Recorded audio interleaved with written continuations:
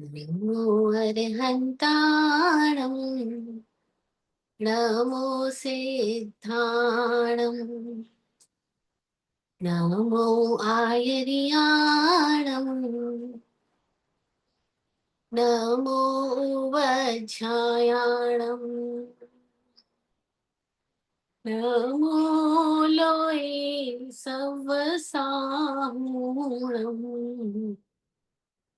ऐसो पंचनमुक्कारो सर्वपावपनाशनो मङ्गलानं च सव्येस्यं पढमं हवै मङ्गलम् पढमं हवै मङ्गलम्। गुरु के ज्ञान का टीका मेरे मस्तक पे लग जाए। गुरु के ज्ञान का टीका मेरे मस्तक पे लग जाए। मैं ना सोचूं ना कुछ समझूं,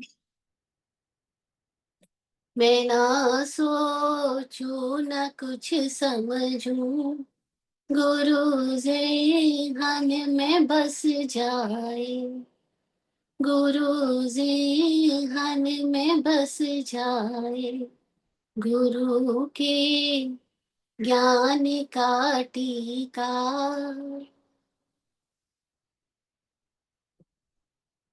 बोधि प्रदाता, दृष्टि दाता, सतत संभालने वाले सदगुरुदेव के श्री चरणों में वंदन नमन।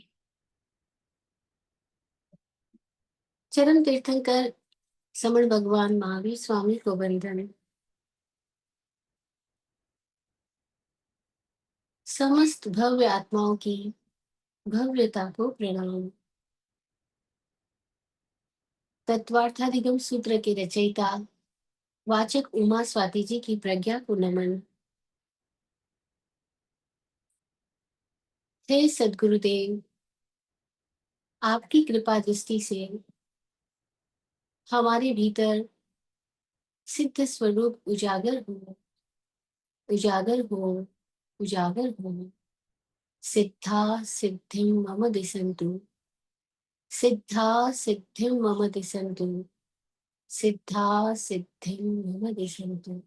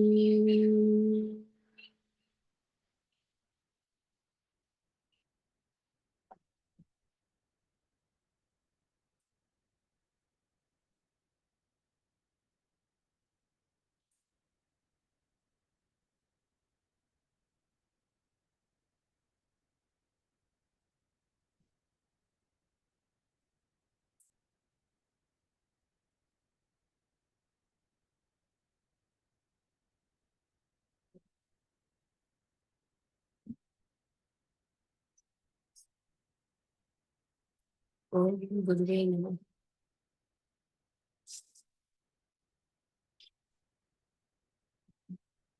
We all are so lucky कि हमें अपने जीवन को समझने के लिए सद्बुद्धि मिली। And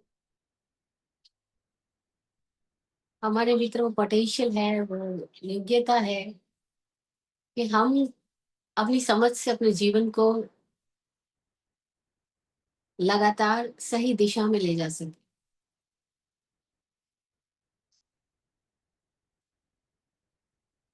We all are so lucky।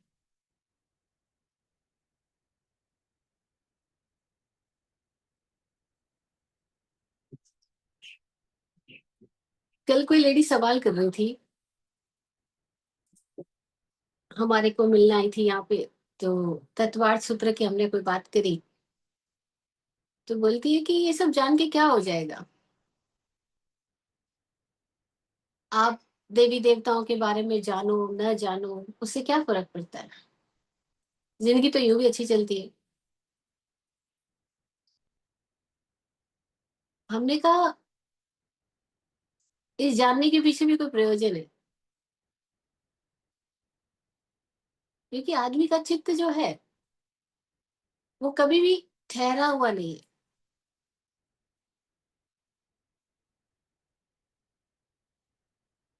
वो सदा जिज्ञासा से, कुतूहल से, उत्सुकता से भरा रहता है। वो ये भी जानना चाहता है कि मुझसे हायर लोग कौन है और मुझसे लोअर कौन है। और जब वो हायर को देखता है तो उसके भीतर कॉन्शियसली अनकॉन्शियसली कुछ इंस्पिरेशन मिलती ही है उसको। वो इंस्पायर होता है और उसके भीतर आता है, ओ मैं भी ऐसा हो सकता हूँ, और मैं भी ऐसा हो सकता हूँ। ये सोच उसको अपने आप को आगे बढ़ाने में, रूपांतरित करने में मदद करती है। That's why we all are here. Otherwise हम सब एक केंद्र में बैठे थे, अपनी गोद में बैठे थे, बट हमने अपने से आगे को देखा, सुना, स्पर्श किया, महसूस किया, और हम इंस्पायर्ड हुए।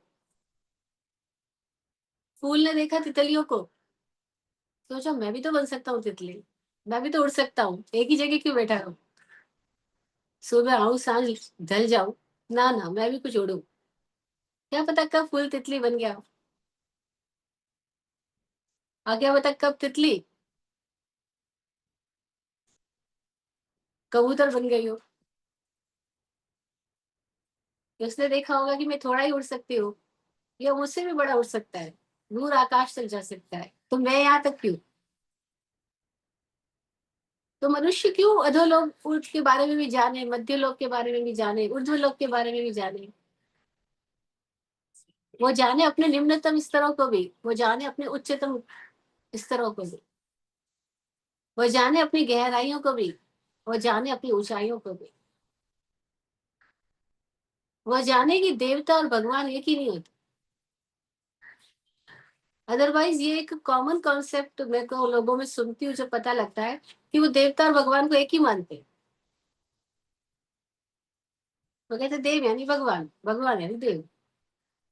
तो हमें कहना होता है नो नो, देव यानी हमारे से कुछ भौतिक तल पे उच्चतम स्थिति में जीने वाले लोग, और भगवान यानी जो भौतिकता के पार जा चुके, चेतना की वो स्थिति जहां अब कोई भी तरह की उनके भीतर ऑब्जेक्टिव वर्ल्ड के साथ कोई कनेक्शन नहीं रहा, ऑब्जेक्टिविटी नहीं रही, उसको भगवान बोलते हैं। शुद्धतम subjective state of our being. तो चाहे हमको एक्चुअली तो कुछ भी समझ में ना आए, लेकिन इंटेलेक्चुअली तो समझ में आ जाता है कि चलो कोई ऐसी स्थिति है। तो देवता और भगवान एक नहीं होते। लास्ट सेशन में हमने जाना था कि कैसे देवता और देवाधिदेव फर्क होता है, कैसे देवताओं के इंद्र भी उनकी पूजा आराधना करते जो देवाधिदेव हुए हैं, क्योंकि देवताओं के इंद्र होने पर भी उनके भीतर भी भय मौजूद है और लोभ मौजूद है। और भय और लोभ जहां तक मौजूद है, तब तक तहां तक हर व्यक्ति को अपनी भीतर की असमर्थता, अपनी कमजोरी भी उनको सालती है, चुभती है, क्योंकि उनको अपना दासत्व पता लगता है। Oh we are slave here. जैसे हम में से कितने लोग अकेले नहीं सो सकते, वी नो वेरी वेल कि वी आर स्लेव हियर, कि हम अकेले नहीं सो सकते, हमें अकेले का डर लगता है। तो हमको अपनी स्लेवरी सालती तो है, पता तो लगता है, oh we are suffering from this.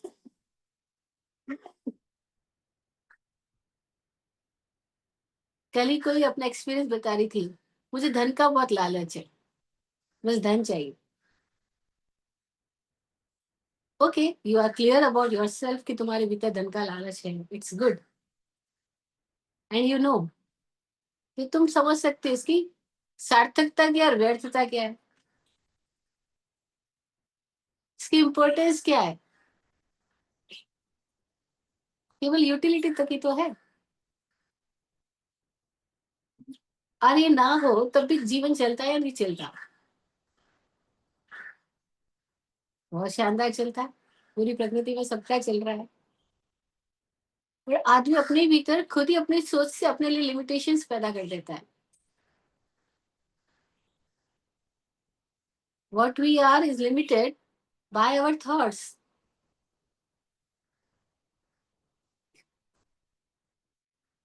तो कितनी मजेदार बात है कि इंद्र को भी पता है कि मन की गुलामी क्या है, इसीलिए इंद्र भी जितेंद्रिय को प्रणाम करना आता है।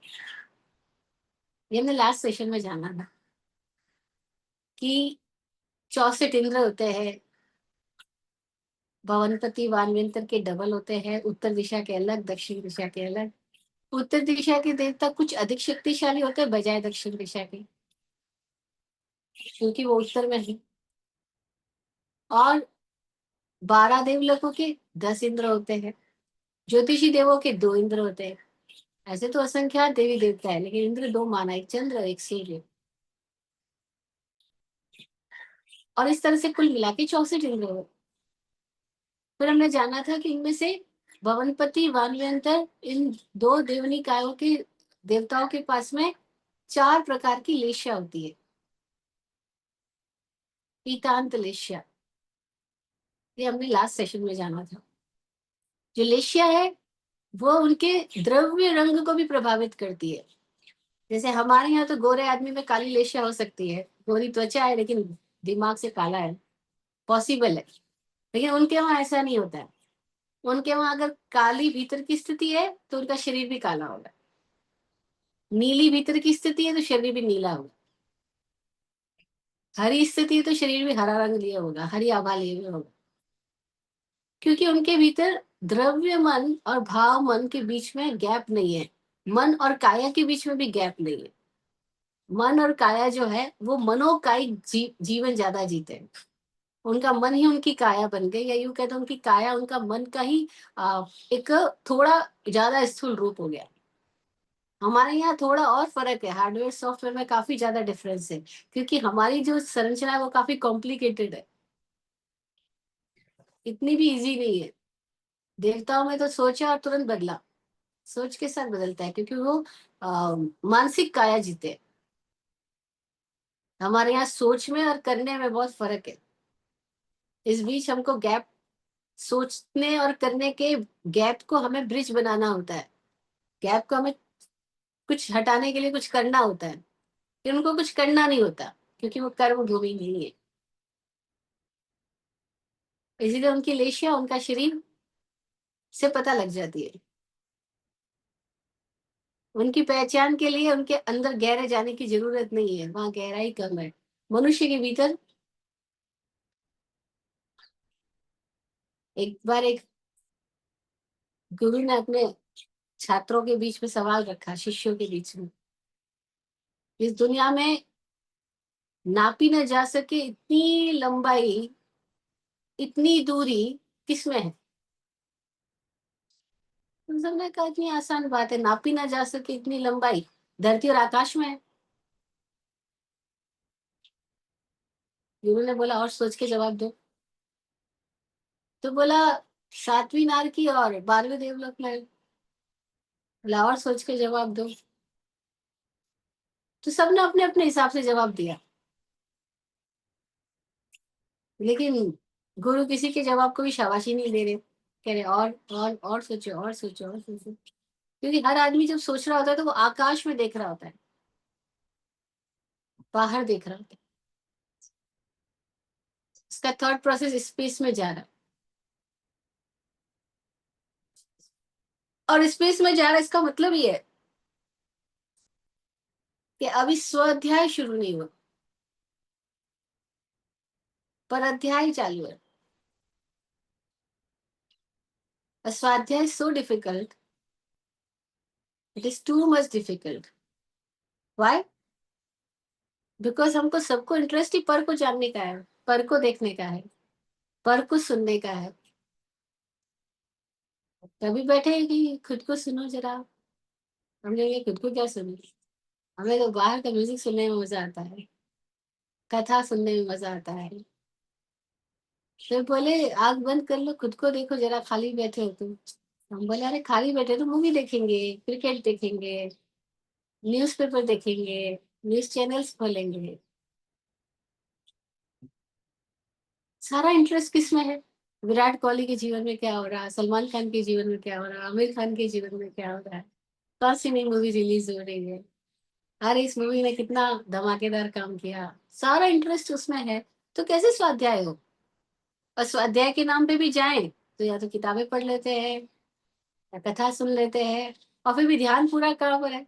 कौन कैसा बोल रहा है, कौन कैसी ड्रेसअप में है, कौन कैसे मेकअप में है। तो ध्यान पूरा पर अध्याय है, स्वाध्याय तो it is so much difficult. इसलिए भगवान ने इसको तप बोला, तप, तपस्या। ये तो तपस्या का मतलब क्या हुआ? आसान बात तो नहीं है, आसान बात को तो हम तपस्या नहीं बोलते। हमको भूख लगे, हमने खाना खाया, उसको तो हम तपस्या नहीं बोलते। तो इतना आसान नहीं है ये कि भूख लगी खाना खा लिया, प्यास लगी पानी पी लिया। नहीं, तप बोला, तप का मतलब क्या हुआ? इसमें तपना होता है, कठिनाई होती है। अपनी ऊर्जा को कोई और दिशा में ले जाना होता है, अपनी एनर्जीज को अलग डायमेंशन में चैनलाइज करना है। स्पेस में नहीं करना है तो किधर करना है? तो वो जो स्पेस एंड टाइम के बियॉन्ड कुछ और भी है, जो स्पेस और टाइम को अनुभव कर रहा है, जान रहा है, उस डायरेक्शन में अपना एनर्जीज को चैनलाइज करने में कठिनाई होती है, क्योंकि आदतन नहीं है, इसलिए इसको तप कहा। इसलिए स्वाध्याय इज सो मच डिफिकल्ट। स्वाध्याय is not a book reading और the listening of anyone else. It is returning to her self, himself. तो गुरु ने पूछ तो लिया, सबसे बड़ी जो नापी ना जा सके इतनी दूरी कौन सी है? सबका ध्यान बाहर है। फिर एक छात्र जो चुपचाप बैठा बहुत देर तक देखता रहा गुरु के चेहरे को, गुरु के भीतर की गहराई को, वो थोड़ा गुरु की चेतना के साथ अपने आप को जुड़ने लगा। कहीं उसके भीतर गुरु की चेतना के साथ उसके तार भी जुड़ने लगे। और उसको क्लिक हुआ कि अगर गुरुदेव बार बार कह रहे हैं और एक ही सवाल पे बार बार थोड़ा जोर दे रहे, इसका मतलब कोई तो भी डिफरेंट बात है।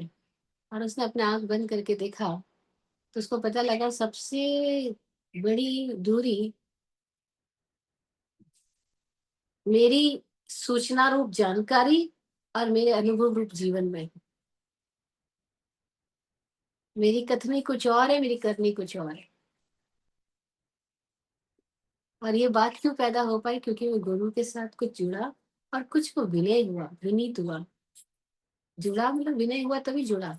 और उसकी चेतना में गुरु की भीतर की संगीत का कोई तार उसको जनजना गया। वो अंतर्मुखी हो पाया, उसके भीतर स्वाध्याय घटित हुआ। एक क्षण के लिए भी स्वाध्याय घटित हो जाए तो अंत प्रज्ञा जागृत हो जाती है। और तो उसके भीतर से आया, ओ सबसे बड़ी जो मापी ना जा सके वो दूरी, वो ये दूरी है। मैं माप ही नहीं पा रहा हूँ उसको। और हम सबकी ये स्थिति है। हमारी जानकारी और इतनी सारी है, और हमारा अनुभव रूप जीवन। ध्यान के बारे में हम पीएचडी कर सकते हैं, किताबें लिख सकते हैं, आत्मा के बारे में कितनी विवेचना कर सकते हैं, लेकिन जब अनुभव की बात आएगी कि ध्यान का अनुभव है, तो हम कोरे हम मिलेंगे। या ध्यान के नाम पर हम कुछ और बातों का अनुभव को ध्यान बोल रहे होंगे। जैसे अक्सर लोग बोलते हैं मुझे ये दिखाई दिया ध्यान में, मेरे साथ वो हुआ ध्यान में। और उनको पता है ध्यान अगर है तो ये सब होता नहीं है, और ये सब होता है मतलब ध्यान नहीं है। वो तो मानसिक जगत ही हुआ, सम्मोहित अवस्था ही हुई। कभी हम आंख खोल के देख रहे हैं सपने, और कभी हम आंख बंद करके सपने देख रहे हैं, फर्क क्या रहा?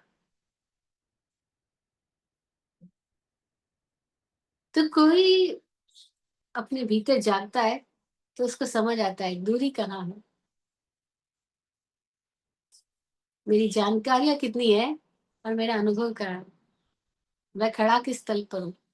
क्रोध आता है तो मैं भी वैसे ही आदमी की तरह क्रोध करता हूँ जिसको क्रोध के बारे में कोई जानकारी नहीं है।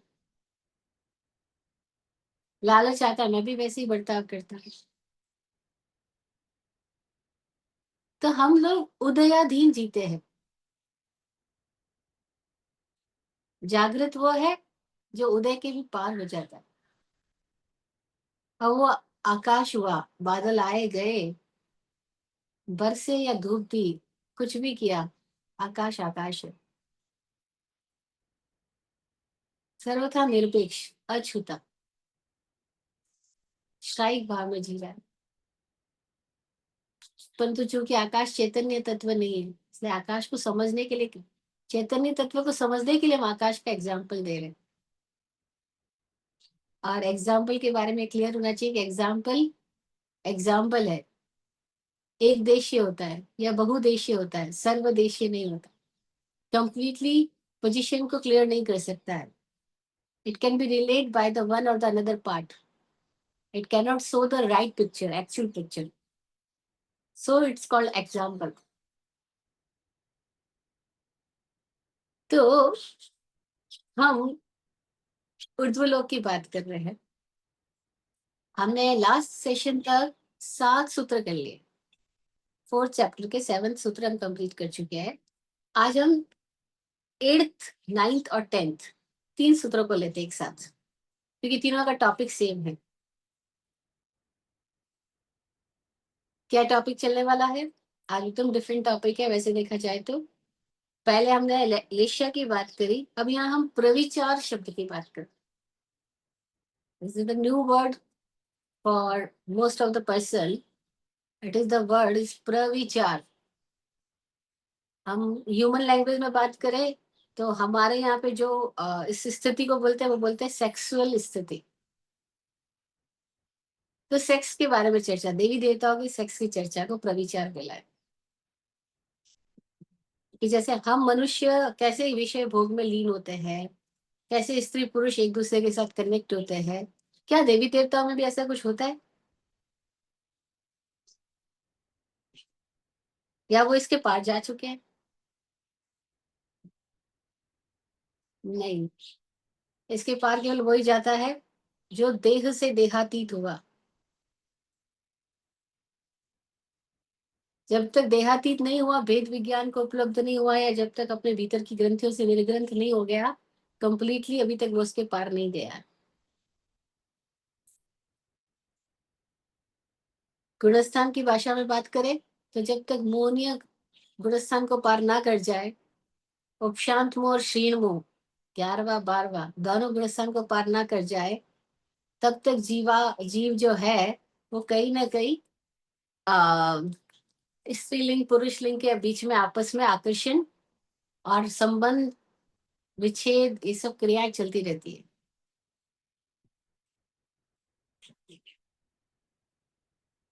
तो 8वां सूत्र है काय प्रविचारा आ ईशानाथ। काय प्रविचार आ ईशानाथ, यानी ईशान देवलोक तक। ईशान देवलोक का मतलब है सेकंड देवलोक तक काय से प्रविचार होता है। शरीर से वे एक दूसरे के साथ संबंधित होते हैं।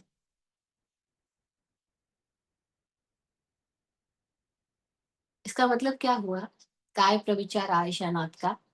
कि जैसे इंसानी जीवन में स्त्री और पुरुष का संबंध जो होता है वो कैसे काया के साथ होता है, एक दूसरे की देह आपस में मिलती है, एक दूसरे की देहों के बीच में कुछ रासायनिक द्रव्यों का लेन देन भी होता है। क्या देवी देवताओं में वैसा होता है? तो चूंकि देवी देवताओं के पास में हमारी जैसी औदारिक शरीर नहीं है, उनका शरीर वैक्रिय शरीर है। तो वो वैक्रिय शरीर हार्ड मास का पुतला नहीं है, उसके भीतर ऐसी संरचना नहीं जैसे हमारे पास है। वो एक मानसिक जिंदगी जी रहे हैं। तो उनके सामने भी, उनके भीतर भी मैथुन संज्ञा का प्रकटीकरण होता रहता है, क्योंकि मैथुन संज्ञा उनके पास भी है, वो उससे मुक्त नहीं हुए हैं। वो अपने ऊपर काम करके अपने इंद्रियों को जीत करके सर्वथा मुक्त हो गए हो, ऐसे जीव नहीं है। बल्कि वो यहाँ पर भी कोई अतृप्त लालसा लिए हुए मर गए, लेकिन कोई भीतर की उदारता या करुणा या अनुकंपा या कोई भावों में ऐसी विशिष्टता रही कि वो मनुष्य से उच्चतर अवस्था, कोई देव की अवस्था में पैदा हो गए। उच्चतर भौतिक टर्म में, नॉट आध्यात्मिक टर्म में।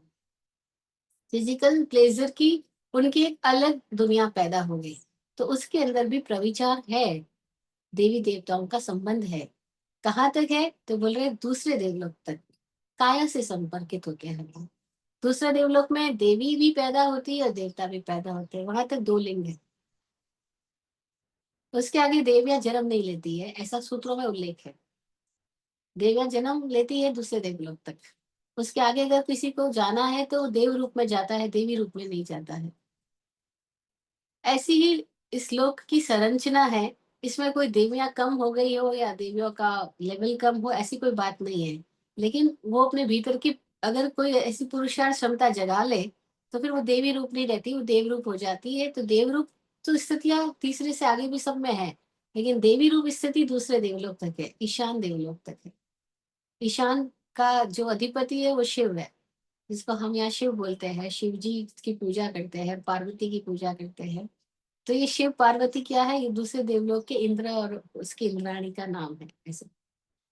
तो दूसरे देवलोक तक देवी देवताओं का संबंध है, लेकिन उनका भोग कैसा है तो बोले काय प्रविचारा, काय से प्रविचार करते हैं, शरीर संपर्कित होता है। लेकिन फिर भी ये क्लियर करना बहुत जरूरी है कि इंसानी लोग जैसे काया से संपर्क साधते हैं, वैसे देवता लोग नहीं साध सकते हैं, क्योंकि उनका शरीर वैसा नहीं है। तो कैसे साधते हैं, जैसे हमारे यहाँ कोई सपने में संभोग करे तो उसको कैसा फील होता है, उसको लगता है कि रियल किया, लेकिन हुआ वो सपने में। लगता है रियली हुआ है, लेकिन हुआ वो सपने में है।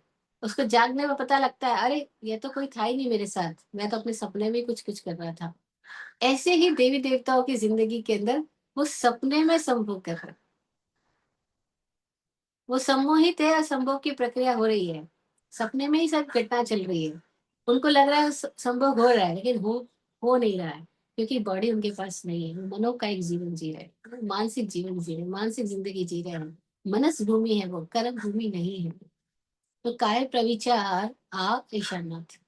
अब बड़ी मजे की बात यह है, जो कुछ अनुभवी लोग हैं वो बताते हैं, जिन्होंने देवी देवताओं से संपर्क साधा है, उनकी स्थितियों से जो साक्षात्कार किए हैं, वो बताते हैं कि ऐसे देवी देवताओं में कितने जात के देवता तो ऐसे होते हैं, भवनपति वानवंतर में और मोस्टली वानवंतर में, जिनके अंदर काम भोग की अदम्य लालसा होती है, भयंकर इच्छा होती है, और उनको वहां पे सेटिस्फेक्शन हो नहीं रहा अपनी स्थितियों में।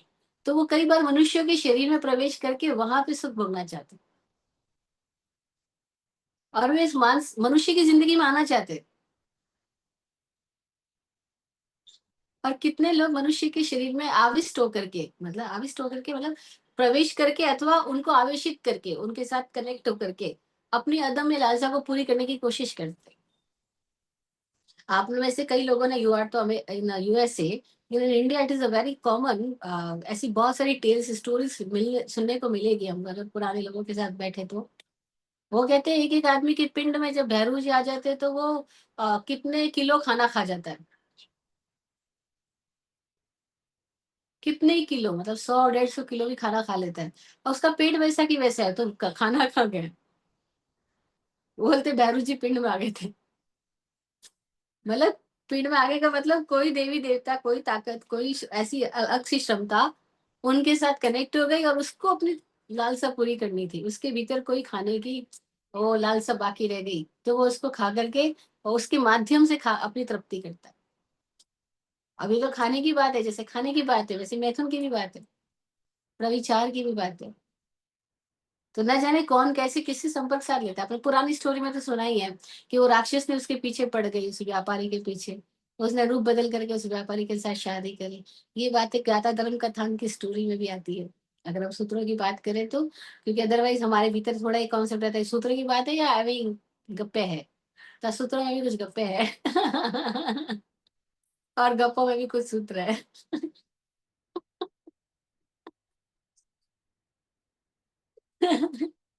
तो बड़ी ऐसी स्टोरीज भी मिलती है कि वो देवी थी और वो रूप बदल करके, या राक्षस जैसे अप्सरा की बात आती है, ऋषि मेनका की बात आती है। जैसे वो क्या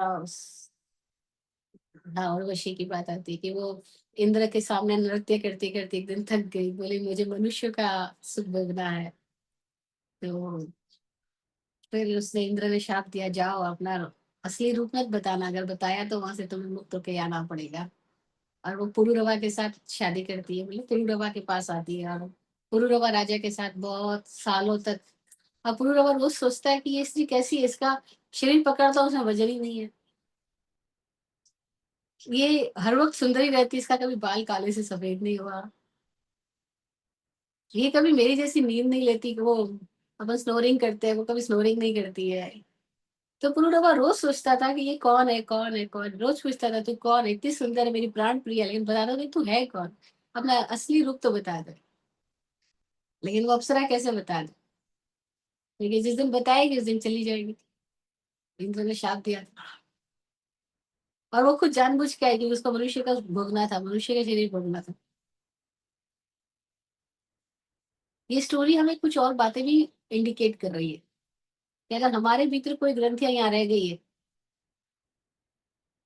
और हम यहाँ पर उन ग्रंथियों से मुक्त नहीं हो पाए किन्हीं भी कारणों से, सकाम या अकाम, भोग कर या उससे पार जा करके, तप के द्वारा या भोग के द्वारा, समझदारी से हम उसके पार नहीं गए, जो ये ग्रंथियां हमें वहां पर भी फोड़े बन करके फूटती रहेगी, और वो हमारी प्राणधारा को नीचे की ओर खींचती रहेगी, और हम वापस इसी तरह की जिंदगी में आने के लिए लालायित भी बने रहेंगे, वहां रह के भी अतृप्त रहेंगे, यहाँ भी अतृप्त रहेंगे। तो बेचैन आदमी मर के भी बेचैनी कोई जीता है, बेचैनी कोई पाता है, और बेचैनी से पार जाने का उपाय है। तो हमारे यहाँ समझदार लोगों ने भोग को बुरा नहीं बोला, भोग तो निर्जरा है, काम भोग को बुरा बोला, बुरा बोला इन द सेंस कि कामना से जो भोग किया जा रहा है, उसमें आप वापस अपने भीतर उसी भोग के संस्कार फिर से पैदा कर रहे हो, उसमें लिप्तता आ रही है। तो काम भोग, उसमें भोग को बुरा नहीं बताया, कामना सहित भोग के लिए कहा कि जिसको पार जाना है वो कामना सहित भोग में ना उतरे, वो सहज हृदय में आए हुए भोग को जागृति पूर्वक भोगते हुए उसके पार जा सकते। ये बात उत्तराधर्म सूत्र के 32वें अध्याय में आती है। न काम भोगा समयम उवेंती, न यावि भोगा विगइम उवेंती, जे तप्प ओसी परिग्रह्य सो तेसु मोहा विगइम उवेंती। उत्तराधर्म सूत्र के 32वें अध्ययन की गाथा है, 102 नंबर की होगी, नंबर मुझे इस टाइम पूरा याद नहीं है। न काम भोगा समयम उवेंती, ये गाथा कहती है कि कामना से किया गया भोग आत्मा को उपलब्ध नहीं होने देता, समयम आत्मा को बोला है हमारे यहाँ, समय यानी आत्मा। तो कामना से भोग किया तो हम अपनी अंतर अवस्था, अंतर चेतना में जागृत नहीं है। न या भी भोगा विगय उवेंती, लेकिन केवल भोग विकृति पैदा नहीं करते। न या भी भोगा विगय यानी विकृति, उवेंती भोग विकृति पैदा नहीं करते, क्योंकि भोग कई स्थितियों में अनिवार्य है, आवश्यक है, भोग से ही हम उससे निर्जलित होंगे, उससे आगे जाएंगे।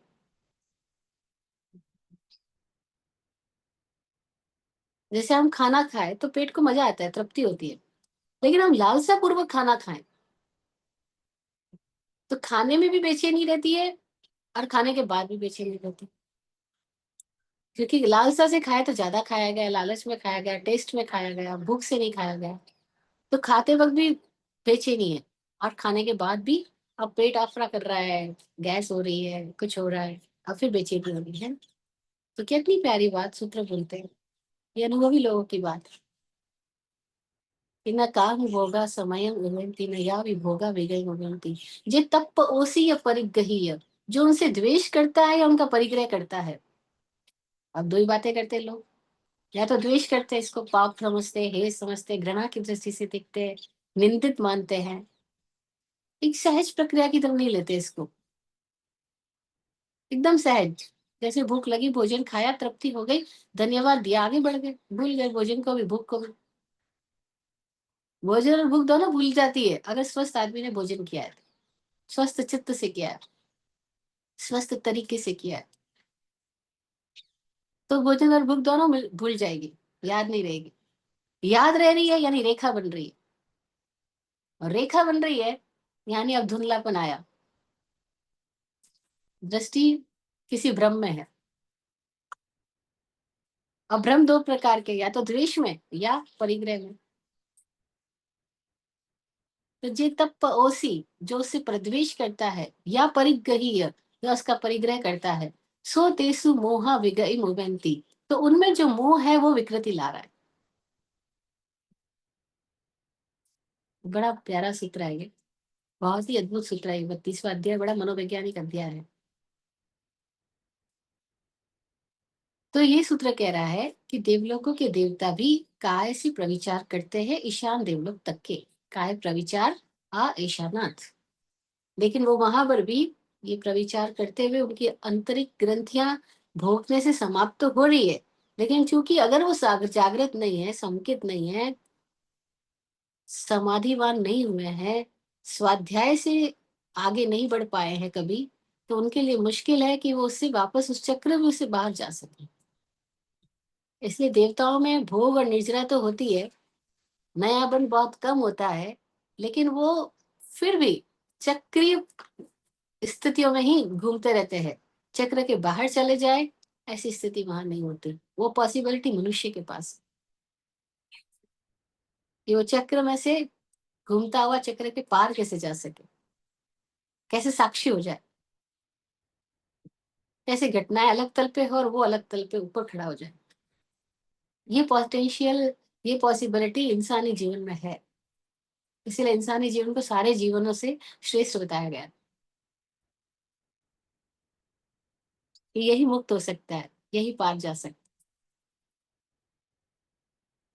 अगला सूत्र क्या कह रहा है, काय प्रविचारा ईशाना, इट इज क्लियर। तो हम नेक्स्ट सूत्र में चल रहे हैं। नेक्स्ट सूत्र कह रहा है, शेषा स्पर्श रूप शब्द मन प्रविचारा द्वयोर द्वयो, और उसका अगला सूत्र कह रहा है परे अप्रविचारा। 9 सूत्र कह रहा है शेषा। शेषा मतलब ईशान कल्प की बात हमने कर ली, दूसरे देवलोक की। उसके आगे के जो देवता है शेषा, बाकी सारे देवता, क्योंकि हमने ये बात पहले कर ली थी कि भवनपति जाति के देवता, व्यंतर जाति के देवता, उसके बाद में है वैमानिक देवता, है ना। तो भवनपति, वानवंतर, ज्योतिषी और वैमानिक, और वैमानिकों में हमने ये भी बात एक बार तो कर ली थी, हालांकि आगे और सूत्र में इसकी व्याख्या आने वाली है, कि वैमानिकों में 12 देवलोक है स्टेप बाय स्टेप। उसके बाद 9 ग्रैवयक है ग्रीवा में। उसके बाद 5 अनुत्तर विमान है, 5 अनुत्तर विमान के देवता है ना। तो अब ये जो सूत्र बोल रहे हैं, वो बोल रहे हैं कि वो जो शेषा यानी दूसरे देवलोक के ऊपर के देवता, द्वयो और द्वयो, दो दो करके, यानी तीसरे चौथे की बात अलग है, पांचवें छठे की बात अलग है, सातवें आठवें की बात अलग है, ऐसा। हाँ, स्पर्श रूप शब्द मन प्रविचारा द्वयोर द्वयो, तीसरे चौथे देवलोक के जो देवता है, वो देवियों के साथ में काय से प्रविचार नहीं कर रहे, स्पर्श से कर रहे। वो स्पर्श सुख भोगते हैं, जैसे टच किया मजा आ गया, बस बात खत्म। उसके आगे जाने की जरूरत नहीं, उनको सेटिस्फेक्शन वही हो गया। उनको रोमांच की चरम स्थिति केवल टच करने से, जैसे हमारे यहाँ बोलते हैं हक किया, खत्म, पूरी हो गई बात, उसके आगे जाने की आवश्यकता ही नहीं। तो तीसरा चौथे देवलोकों के देवताओं का जो प्रविचार सुख है, वो स्पर्श मात्र से संपादित हो जाता है। उनको काया के साथ संपर्क साधने की, कुछ घर्षण की, कोई मैथुन मनुष्यों की तरह जो होता है उसकी बिल्कुल भी कतई आवश्यकता नहीं होती। उनको रोमांच उसी से मिल जाता है। मनुष्य जिस रोमांच को काया के साथ स्पर्श करके पाता है, काया के साथ संपर्कित होकर के संभोग करके पाता है, तीसरे चौथे देवलोक के देवता में वह सुख केवल स्पर्श मात्र से हो जाता है। एक और नई बात कि वहां पे देवियां जन्म नहीं लेती, देवियां आती जाती, बस देवियां घूमने चली गई है, दूसरे देवताओं को मिलने चली गई है। तो देवियां जा सकती है, लेकिन वहां रहती नहीं है, वहां पैदा नहीं होती। ये आगे के सारे देवलोकों के लिए है। और देवियां कहाँ तक जाती है, तो 8वें देवलोक तक ही जा सकती है, इसके ऊपर नहीं जा सकती। जैसे घूमने के लिए जाना भी है तो आप कहाँ तक जा सकते हो? तो पृथ्वी के बहुत सारे हिस्से हैं वहाँ आप जा सकते हो, लेकिन बहुत सारे हिस्से ऐसे हैं जहाँ आप जा ही नहीं सकते, वहाँ भी प्लेन भी नहीं पहुंचता। तो उसके आगे की स्थिति में वो देवियां नहीं जाती, 8वें देवलोक तक ही जाती। तो तीसरे और चौथे देवता देवलोक के जो देवता है वो स्पर्श सुख से आनंदित हुए। 5वें और छठे देवलोक के जो देवता है उसके ऊपर की स्थिति, अब तीसरे चौथे से उनको प्रविचार सुख रूप दर्शन मात्र से हो जाता है, स्पर्श की भी जरूरत नहीं है। स्पर्श से भी वो ऊपर उठ गए थोड़े, उन्होंने बस रूप किया, रूप देखा, जैसे देवियों का नृत्य देखा, देवियों का चेहरा देखा, और दे बिकम सेटिस्फाइड। वे रोमांच के चरम शिखर तक पहुंच गए, उनको उसके आगे जाने की जरूरत नहीं। जैसे अभी हमारे यहाँ भी कई स्थितियों में हम इसको एग्जाम्पल से समझ सकते हैं कि जब डिस्टेंस रिलेशनशिप होती है तो पहले तो बड़ा मुश्किल होता था, कैसे दूर पत्र लिखते थे, है ना, आंसू बातें, बड़ी चिट्ठियां जाती जाती थी। अभी तो हालांकि सब इजी है, सब बहुत इजीली मिल लेते हैं, लेकिन फिर भी वीडियो कॉल कर लेते हैं, है ना, हर दिन तो मिल नहीं सकते। तो वीडियो कॉल करके उनको एक सेटिस्फेक्शन हो जाता है, हाँ मेरे सामने है, काफी। तो बस उनके भीतर भी वो स्थिति आती है, नजर के सामने जिगर के पास कोई रहता है।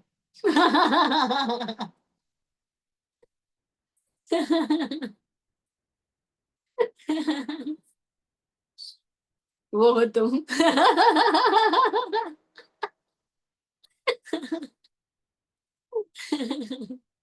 तो वो रूप पर विचार करते हैं, बस रूप से ही सेटिस्फाई हो गए। शेषा स्पर्श रूप शब्द मन द्वयो, उसके आगे के देवता, यानी तीसरे चौथे हो गए, पांचवे छठे हो गए, अब 7वें और 8वें देवलोक की हम बात कर रहे हैं। 7वें 8वें देवलोक के जो देवता है वो और अलग स्थिति में है। उनको खाली शब्द सुना और मजा आ गया। जैसे देवियां वहां जाती है और किसी की जैसे तारीफ कर दी, नहीं sir you are so smart, बस सर का तो दिन बन गया, इट्स ओके।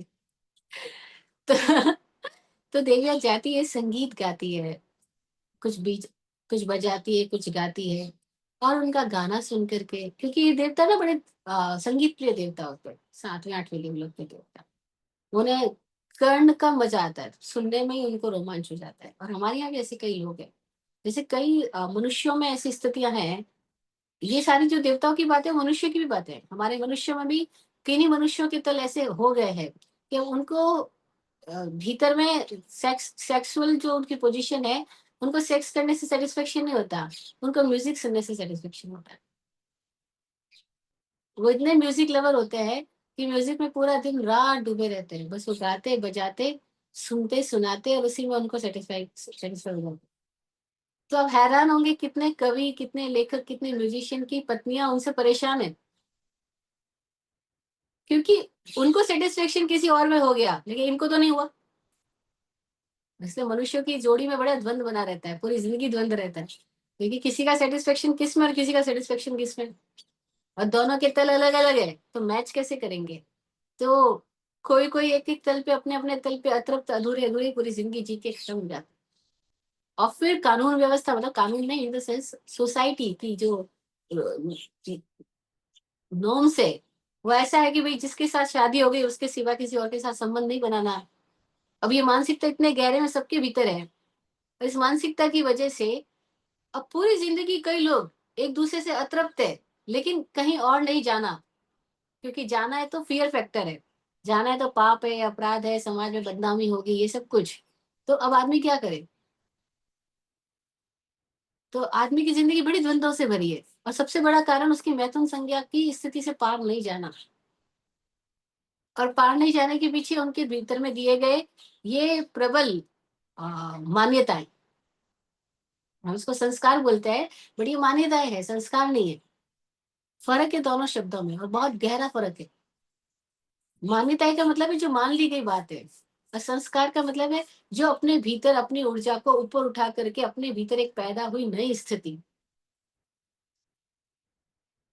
एक अपने भीतर कुछ ट्रांसमिशन हुआ, कुछ ऊर्ध्वगमन हुआ, और हमारे भीतर कोई एक नई स्थिति। कोई संस्कारित स्थिति पैदा हो।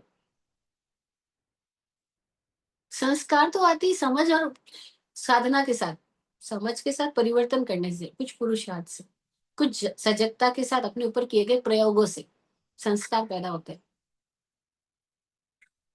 और मान्यताएं मान ली गई बातें अब इतनी ज्यादा मान ली गई है क्योंकि वर्षों से चलाई गई है और सबने कॉमन मान ली है। तब आदमी मानता तो है, और मानने के साथ एक नियम है कि मान जहां भी हम जिस भी चीज को मान्यता के रूप में मान रहे हैं उसमें हमारे भीतर डाउट सदा रहेगा। हर मान्यता में डाउट रहता है, और वो डाउट अपना टाइम पा करके जैसी मान्यता का भार कम होता है डाउट का फोड़ा फूटने लगता है। और फिर मौका पा करके आदमी क्या करता है, फिर वो मेन गेट के साथ अपना सेकंड गेट भी ओपन रखता है। सबके सामने तो मेन गेट से आता जाता है, और जब मौका मिलता है तो अपने सीक्रेट गेट से बाहर निकल जाता है। और फिर ऐसे मौके पाकर के सीक्रेट गेट से कितने स्त्री पुरुष बाहर निकलते हैं, आपस में रिलेट भी होते हैं, लेकिन जब बाहर आते हैं तो अपने मेन गेट से आते हैं।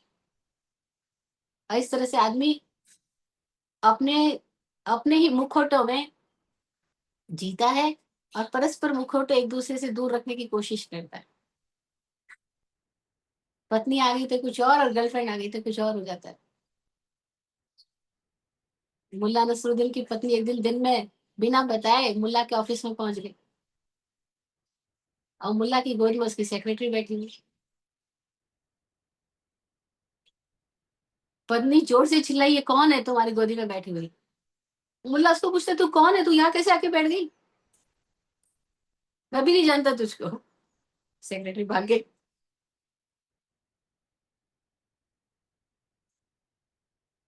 मुल्ला की पत्नी बोली, तुम क्या क्या करते हो ऑफिस में? बोले, नहीं नहीं, मैं भी कोई नहीं पता मैं क्या करता हूँ।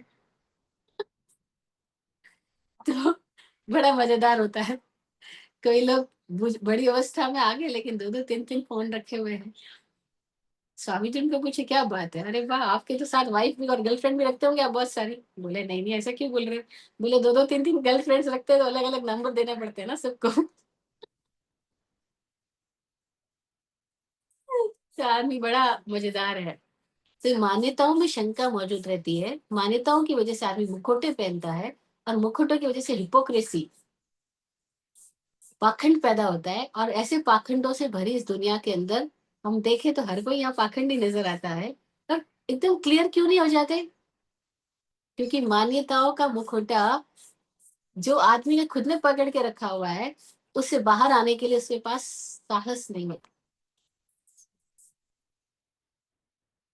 और इस मुखौटों के पीछे कितनी गंदगी बदबू पैदा होती है। और इस तरह से देखो, घर परिवार बाहर कुछ और चेहरे दिखाते हैं, शादियों में जाते हैं तो उनके चेहरे डिफरेंट होते हैं, और घरों में घुसने के साथ ही चेहरे डिफरेंट हो जाते हैं। और इस तरह से हम द्वंद में भरी जिंदगी जीते हैं, द्वंद में मरते हैं, और फिर द्वंद में ही पैदा होते हैं। तो क्या अपने आप को बदला जा सकता है? हाँ। जब स्वामी जी से बातचीत होती है, लोग अपने बातें करते हैं, शेयर करते हैं। स्वामी जी सबको मोस्टली एक बात तो कहती है कि खुद के साथ ईमानदार हो जाओ, बाकी का नहीं पता। आप किसी और के साथ ईमानदार हो नहीं हो ये अलग बात है, आप खुद के साथ ईमानदार हो जाओ। एक आदमी बोला, मैं 99% अपनी पत्नी के साथ वफादार हूँ।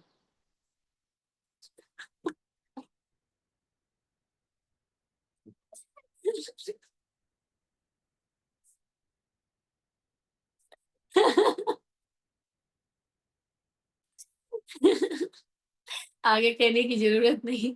Word is enough for intelligent. तो 99% जैसा कुछ होता ही नहीं, होता तो 100, नहीं तो होता ही नहीं है। 1% भी बेईमान है तो बेईमान तो हो ही गए, फिर तो बेईमान ही हो, ऐसे क्यों बोलते 99% ईमानदार हो? तो किसी और से ईमानदारी का रिलेशन नहीं है, खुद से है, खुद के साथ ईमानदार हो जाए। हाँ, फिर बंदा भी मिलेगी तो मिलने दो। क्योंकि अगर झूठ के साथ नाम आता है और ईमानदारी के साथ बदनामी आती है, पर ईमानदारी हमको हल्का फुल्का बनाती है, झूठ हमको तनाव से बढ़ता है, तो हमारे लिए क्या उपादेय है, क्या ग्रहण करने योग्य है? तो विवेकवान को समझना होगा कि मुझे ईमानदारी के साथ तनाव मुक्तता चाहिए, ना कि झूठ के साथ तनाव भरी जिंदगी। और जो अपने साथ सच्चा हुआ, बस उसके लिए अध्यात्म के रास्ते खुले। वो कुछ संस्कारित हुआ। अदरवाइज हम संस्कारित नहीं होते। पूरा समाज विकृत मानसिकताओं से भरे लोगों की भीड़ है।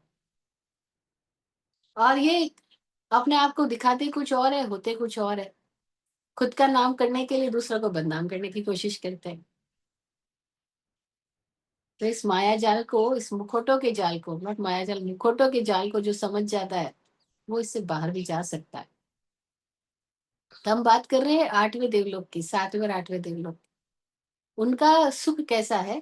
शेषा स्पर्श रूप शब्द मनः प्रविचारा द्वयो द्वयो। उनको शब्द से संतोष हो जाता है।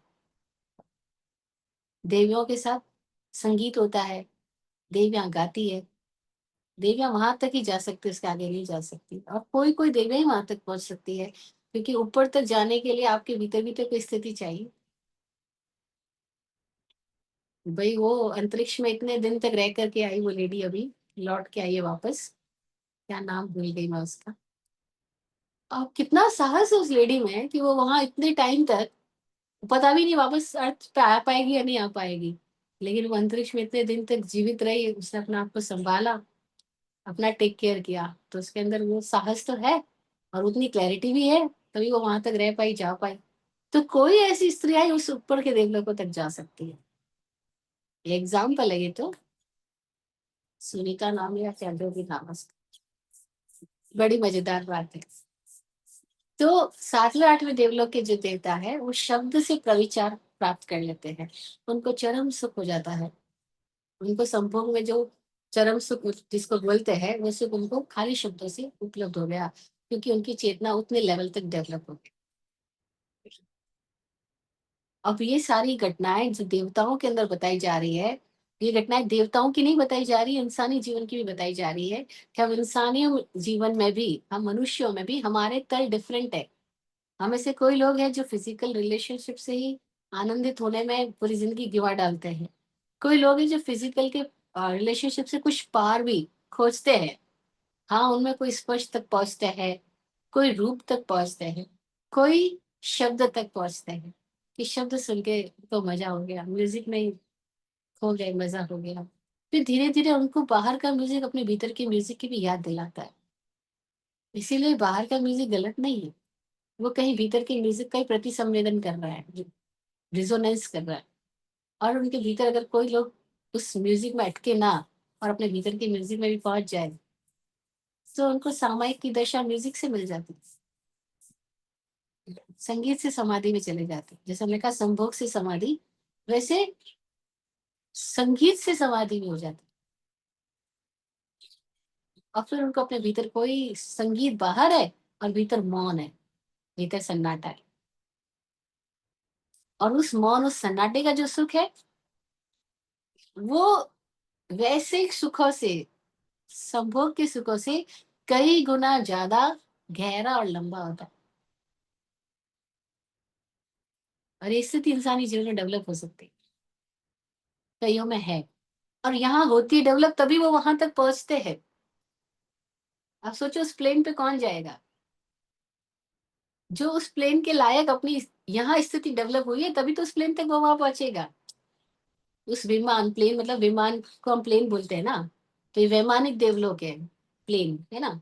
तो हमारे इधर इस प्लेन में कोई ऐसी स्थिति पैदा हुई, तो हम उस प्लेन तक जा पाएंगे ना। सो हम देवताओं की बात नहीं कर रहे हैं, देवताओं के माध्यम से हम अपनी बात कर रहे हैं। आगे एक सूत्र क्या बोल रहा है, क्योंकि हमें सूत्र पूरा करना है, टाइम भी हो रहा है हमारा आज का। शब्द 8वें देवलोक से जो ऊपर के देवता है, 9वें देवलोक से 12वें देवलोक तक के, 9th plane to 12th plane, इन लोगों का सुख कैसा है? मनः प्रवित, शेषा स्पर्श रूप शब्द मनः प्रविचारा, मन का प्रविचार है। वे बैठे हैं शांत, अपने स्थान से हिलते भी नहीं। उनके मन में ही उनकी दबी हुई ग्रंथियां उदय में आती है, मन में ही फोड़े फूटते हैं। और मन में ही वो विषय भोग से आनंदित हो जाते हैं। उन्हें देवी देवताओं देवियों का ना स्पर्श करने की जरूरत है, ना रूप देखने की जरूरत है, ना उनका शब्द सुनने की जरूरत है, ना उनके साथ काया से कनेक्ट होने की जरूरत है। उनके भीतर मानसिक स्थिति ऐसी डेवलप हो गई है कि वो अपने जैसे हम नहीं प्रगाढ़ नींद में हमारे भीतर कोई एक सुख की स्थिति पैदा होती है, गहरी नींद में जो सुख आता है उनको, बस ऐसा ही सुख उनको अपनी गहरी नींद में आ जाता है। मन से ही वो संभोग को या सुख को प्राप्त कर लेते हैं और इसके लिए उनको कोई कल्पना करने की भी आवश्यकता नहीं होती। उनको देवियों के चित्र देखने की, उनकी याद करने की, उनकी कल्पना करने की, उनके शब्द सुनने की, संगीत में जाने की कोई आवश्यकता नहीं। वो तो अपनी कुर्सी पे जा बैठे हैं और अपने भीतर ही बस एक गहरी चित्त दशा के अंदर वो रोमांच की स्थिति को जीते हैं। तो उनका प्रविचार बोला, मनः प्रविचार, 9वें से 12वें दिन। उसके आगे के देवलोक नव ग्रह और अनुत्तर विमानवासी, जिसको भी देवताओं का ये ढांचा नहीं पता उनके लिए वर्ड्स नए हो सकते हैं। अदरवाइज जिन्होंने बचपन में सीखे हो कभी नव तत्व में कुछ चीज बोली में कहीं और बोला में, तो उनको आइडिया है कि 12 देवलोक यहाँ तक हुए जैसे इंसानी जीवन को हम देखें तो नव ग्रह जब प्राण धारा ऊपर पहुंचने लगते हैं, इसको ग्रीवा, गर्दन को ग्रीवा बोलते हैं। तो इस स्थान तक जिनकी प्राण धारा ऊपर पहुंच गई विशुद्धि चक्र तक, उस स्थिति को जीने वाले जो देवता है उसको ग्रेवेयक देव बोलते हैं। और इसके ऊपर जो ऊपर आए उनको अनुत्तर विमानवासी देवता बोलते हैं। नव ग्रेवेक यानी ग्रेवेक के 9 भाग है, 3 हिस्से हैं यहाँ पे। हमने देखा शिव जी की चित्र में हमने उसको यहाँ 3 लाइनें बनाई हुई होती। लोग अपने गले में भी जब वो लगाते हैं, कोई हिंदू लोगों को देखा होगा जब लगाते हैं तो यहाँ 3 लाइनें बनाते हैं। 3 में 3 3 की कैटेगरी के 9 देवता है, कुछ 9 शक्तियां हैं। और अनुत्तर विमान 5 है, ये 5 इंद्रियां हैं। हमारे पूरे चेहरे में 5 इंद्रियां आ गई हैं। तो अनुत्तर विमानवासी देवता 5 प्रकार के हैं। उनके नाम इसी चैप्टर में आगे आने वाले हैं। ये जो ऊपर के देवता है लास्ट, नवग्रह करोत्तर विमानवासी, उनके लिए ये 10वां सूत्र कह रहा है, परे अप्रविचारा, वो प्रविचारी नहीं होते। उनके भीतर भी ऐसा नहीं है कि ग्रंथियां उदय में नहीं आ रही है, देवी ग्रंथियां उदय में आ रही है, लेकिन उसमें कोई सब्जेक्ट नहीं है, कोई विषय विशेष नहीं है। जैसे हमारे यहाँ तो भूख लगी तो हमें पता है कि हमको क्या खाना है। हमको कई बार तो ऐसा होता है कि पेट भर गया लेकिन मिठाई आती है तो हम कहते हैं ये खा लूंगा। ये क्यों खा लूंगा? क्योंकि मिठाई वाला पेट तो अभी खाली है, ऐसे पेट भर गया। जैसे बच्चों को पूछते ना क्या खाना है, तो बोलते नहीं खाना नहीं खाना, तो उनको बोलते अच्छा खाना नहीं खाना, पिज्जा खाना है, हाँ पिज्जा खा ले। तो बोलते पिज्जा की तो भूख है, रोटी की भूख नहीं है। तो हमारे यहाँ कोई खाने के साथ हमको पता है इस विषय विशेष की भूख है ना। जैसे हमको विषय विशेष स्त्री से लगाव है तो हमको वो स्त्री याद आती है, बार बार परेशान करती है। एग्जाम्पल दे रही हूँ। तो वहां ऊपर के जो देवता है उनके भीतर भी भोग की ग्रंथियां तो है, उदय में भी आती है, निर्जरित भी होती है, लेकिन उसकी ग्रंथियों के अंदर कोई चित्र नहीं है, कोई विषय विशेष की कल्पना नहीं है, कोई विषय विशेष मौजूद नहीं है। तो क्या हुआ? प्रतिबंध मुक्त भोग हो गया। हमारे यहाँ प्रतिबंध है, हम बंद गए ना। अब कितने लोग हैं इसलिए सेटिस्फाई नहीं क्योंकि उनको पर्टिकुलर लोग चाहिए। वही इस पर्टिकुलर लड़के को पर्टिकुलर लड़की की जरूरत है, पर्टिकुलर लड़की को पर्टिकुलर लड़का चाहिए और वो उसकी जिंदगी में नहीं मिला, तो होल लाइफ नरक बन जाती है। अभी पर्टिकुलर हमने तो बांध लिया, लेकिन बांध लिया बस, और हम बांधते ही जाते हैं। और इस बांधने को हम अच्छा भी मानते हैं, और इसकी वजह से हम नरक में जीते हैं ये भी हमें पता है। तो ऐसे ही है, क्योंकि हमारी मानसिकता इसी तरह से ग्रंथित हो गई, फ्रेम्ड हो गए। तो वो फ्रेमलेस स्थिति में आ गए, एक स्थिति में वो फ्रेमलेस हो गए। 9वें से 12वें से ऊपर के देवता नवग्रह और अनुपर विमान उनकी मजेदार स्थिति क्या है? देखो जैसे जैसे आदमी अपने भीतर कोई अलग प्राण ऊर्जा में चला जाता है, वैसे वैसे कुछ करने कराने का भाव घटता जाता है उसमें। और जब कुछ करने कराने की स्थिति नहीं रहती, तो जो सुख आता है वो बहुत लंबा सुख होता है। करने से जो सुख आता है वो बहुत छोटा सुख होता है। न करने का जो सुख होता है एकदम चिरस्थायी होता है। तो वे लोग पूरी टाइम एक रोमांच की स्थिति में जी रहे हैं, लेकिन उसके रोमांच में उनके अंदर कोई उत्तेजना नहीं है कि वो कुछ करने जाएं। वो एक जगह बैठे हैं और बैठे हुए ही अपने अंदर लीन है, और उसी में उनके भीतर रोमांच है। ग्रंथियां उठती है, निर्जरित हो जाती है, फोड़े फूटते हैं, खत्म हो जाते हैं, और उनके रोमांच में कोई फर्क नहीं पड़ता। ऐसे वो 33 सागरों को हम तक जी लेते हैं। लेकिन विराट गुरु जी बोलते हैं कि इसका अर्थ ये नहीं है कि उनके भीतर अभी कोई निदानित भोग बचा नहीं है, यानी कुछ फ्रेम्ड ग्रंथियां बची नहीं है, ऐसा नहीं है, अभी है। लेकिन उन निदानित भोग को भोगने के लिए उनको मनुष्य जीवन में आना होगा। यहाँ आकर के वो उस भोग की निर्जरा करेंगे और तब मुक्त हो पाएंगे। इसीलिए देवता देवता होते हुए भी मुक्त नहीं है, देवादिदेव नहीं है। और देवगति से मुक्त हो जाए ऐसा भी पोजीशन नहीं है कि भाई तुम देवलोक में बैठे अब तो बस ऊपर चले जाओ, सिद्ध शिला खत्म हो गई बात। नहीं नहीं, ऐसी बिल्कुल स्थिति नहीं है। आपको नीचे आना होगा। निदानित भोग को भोगने के लिए मनुष्य जीवन में उनको आना ही पड़ता है, और उनके भीतर कुछ ग्रंथि ऐसी होती है, इसी वजह से वो वापस देह में आएंगे, अदरवाइज आएंगे क्यों? आदमी देह का चुनाव करेगा ही क्यों? भीतर कुछ भोग की ग्रंथियां बच गई है तो ही तो चुनाव करेगा, अदरवाइज क्यों करेगा? हम उस तीर्थंकर चरित्र अगर पढ़े हैं तो उसमें स्टोरीज में आता है कि कैसे अरिष्ट ने भी भगवान और राजुल की जो कथा आती है, ये वो उस स्थिति के देवी देवता है जिनके भीतर जानकारी है कि अभी ये भोग इसके साथ भोगना बाकी है, इसके साथ मेरा निदान बाकी है।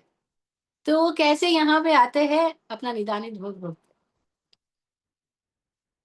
वापस एक दूसरे को मिलते हैं।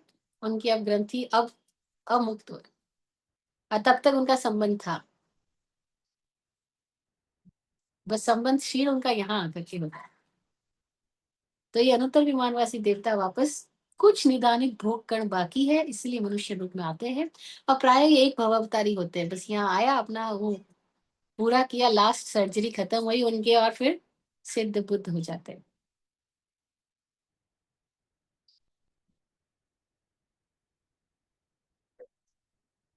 बड़ा अद्भुत है ये संसार। नजारा ही कितना प्यारा लग रहा है ना। जैसे हम अभी बात कर रहे हैं तो हम खो रहे हैं, और हमको अपने भीतर की कोई स्थिति में पहुंच रहे हैं। अच्छा हाँ, क्या पता हम भी अभी लास्ट भव में आए हो, ये निदानित भोग भोग के हमको मुक्त होना है, ये बात ना भूल जाए। एक आदमी मरा, और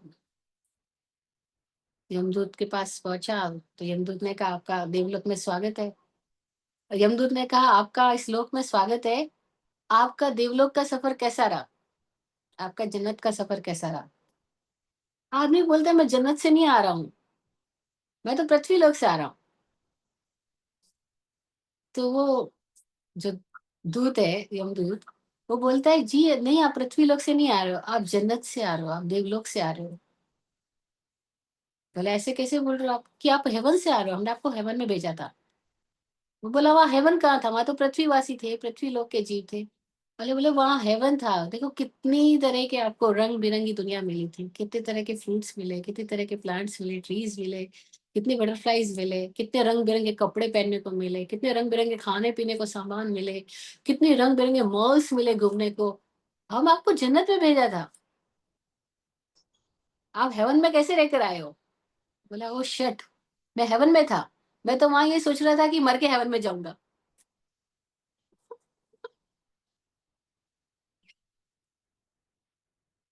we all are thinking like this ना, कि मरने के बाद देवलोक में जाएंगे। बोला हम सोचे ना सोचे, लोग हमारे मरने के बाद लिखेंगे ये देवलोक वासी हुए, स्वर्गगामी हुए।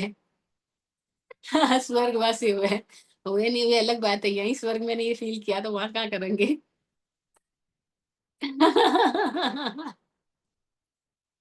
तो वो पूछेंगे, वो कहेंगे तुम्हें जन्नत में भेजा था, तुम कैसे रहे जन्नत में? हम कहेंगे हम जन्नत में हम हेवन में भी हेल की तरह रह रहे हैं, और हकीकत ये हेवन है, और इससे बड़ा कोई हेवन नहीं। और हम हम अनुत्तर विमानवासी देवता है, हम एक भव अवतारी है। हमें बस निदानित भोग पूरे करने हैं, और अगर नया बंद नहीं किया तो मुक्त है। कौन रोक सकता है? परिस्थिति आती है हमेशा, कोई ना कोई भी स्थिति अपने आप में पूर्ण नहीं होती, कंप्लीट नहीं होती। हर स्थिति में कोई बाधा आती है, और जैसे ही हम बाधा से टकराने लगते हैं, हम फिर नई बाधा प्राप्त कर लें।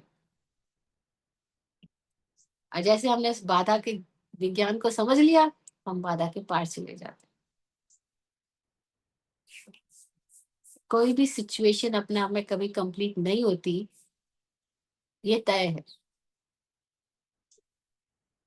और हर सिचुएशन में कोई बाधा है, लेकिन उस बाधा से हम टकराएंगे तो फिर बाधा पाएंगे।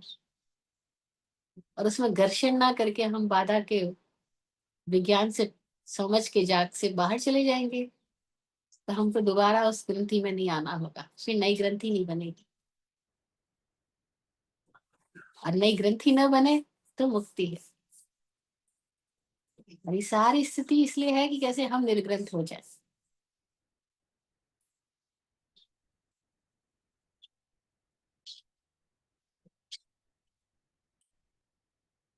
अपने लक्ष्य की स्पष्ट समझ हो और अपनी जीवन दशा के प्रति जाग बनी रहे, तो ये जीवन एक अद्भुत जीवन में ले जाएगा।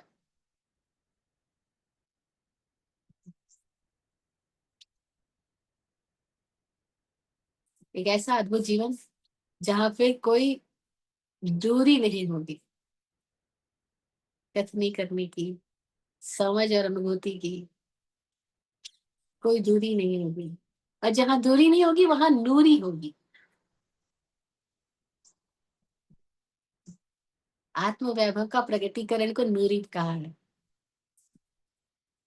तो वहां आत्म वैभव प्रकट होगा। वह नूर, वह वैभव जो हम सबका वास्तविक स्वरूप है, हमारी आंतरिक योग्यता है। वो गजब की योग्यता, वो चरम योग्यता सबकी प्रकट हो, यही सबके लिए शुभ भावना।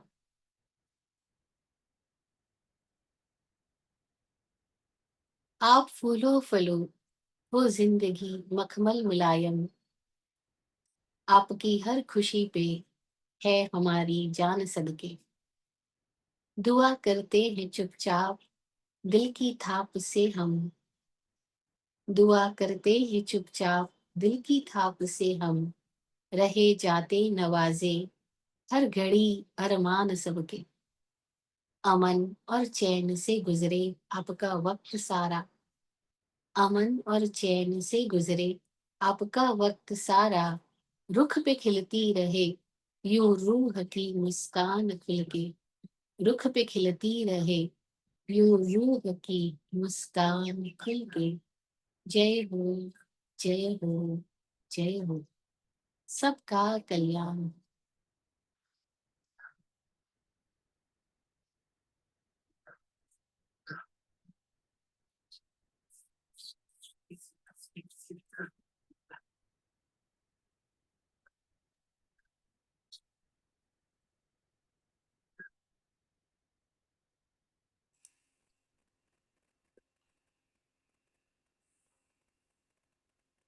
ओम शांति।